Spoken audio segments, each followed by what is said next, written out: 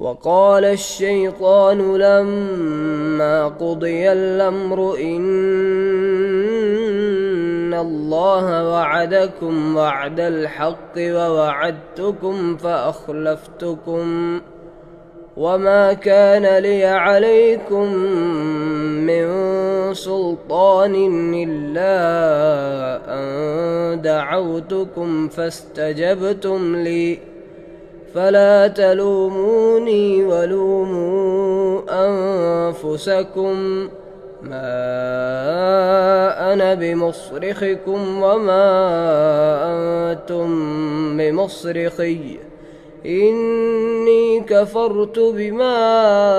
أشركتمون من قبل إن الظالمين لهم عذاب أليم.